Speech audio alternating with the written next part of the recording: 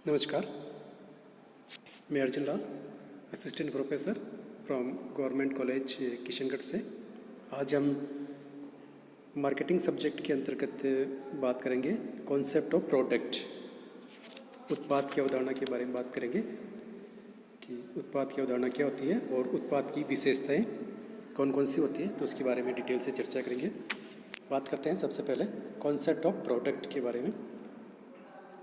उत्पाद या वस्तु की जो अवधारणा को दो अर्थों में लिया जा सकता है। एक तो होता है संकीर्ण और दूसरा होता है विस्तृत। संकीर्ण अर्थ में वस्तु की जो सदृश्य भौतिक एवं रासायनिक विशेषताएं आती है, जैसे साबुन है, डिटर्जेंट है, पाउडर, जूते, कलम एवं पुस्तक आदि। तो इसके अंतर्गत प्रत्येक वस्तु को एक अलग वस्तु मानते हैं।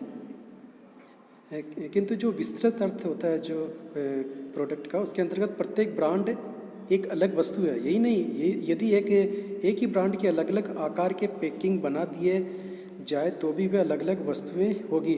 जैसे फॉरेंस टूथपेस्ट 3 आकारों में उपलब्ध है, जैसे छोटा, परिवार एवं बड़ा आकार।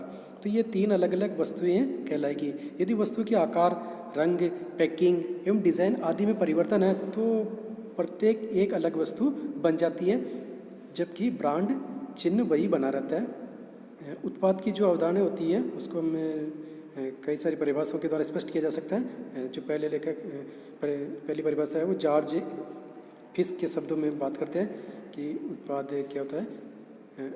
वस्तु मनोवैज्ञानिक संतुष्टियों का एक पुलिंदा है।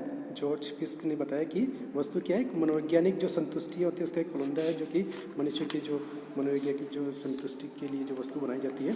नेक्स्ट जो लेखक है एल्डरसन के अनुसार उन्होंने बताया कि उत्पाद को एक वस्तु उपयोगिता की एक गहरी गठरी बताया उन्होंने, जिसमें वस्तु की विभिन्न विशेषताएं होती है और उसके साथ की सेवाएं भी शामिल की जाती है।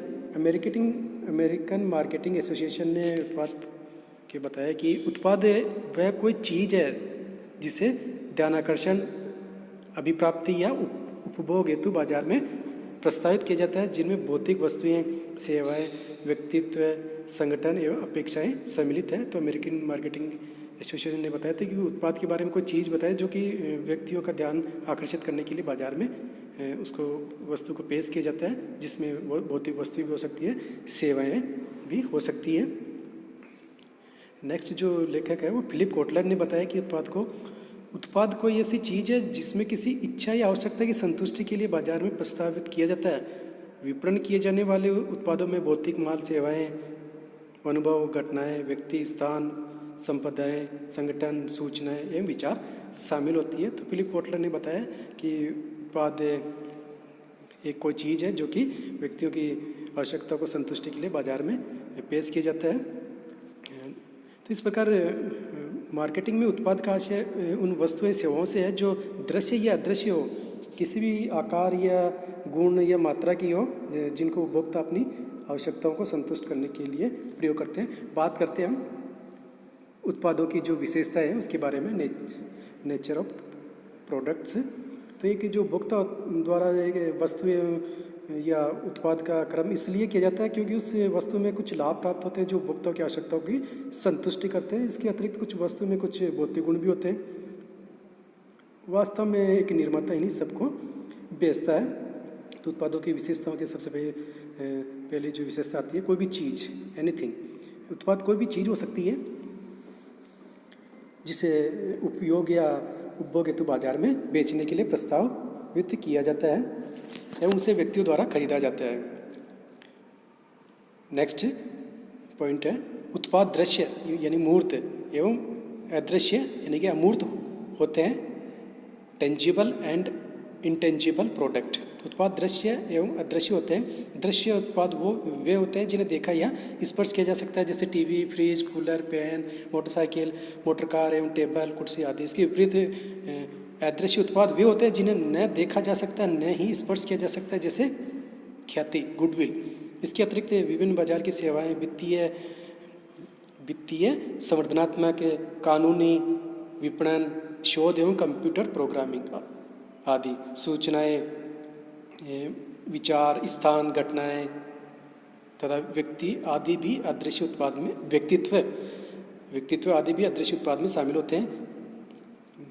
नेक्स्ट पॉइंट, ब्रांड एवं ट्रेडमार्क। ब्रांड और ट्रेडमार्क नेम।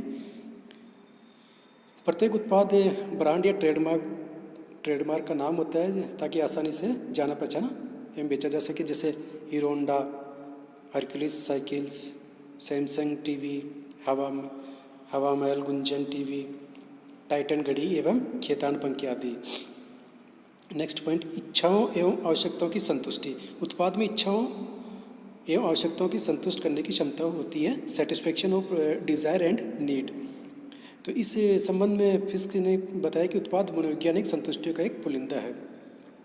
यदि उत्पाद में इच्छाओं एवं आवश्यकताओं की संतुष्टि करने की क्षमता नहीं होती तो वे विपणन की दृष्टि से उत्पाद नहीं कहा जा सकता।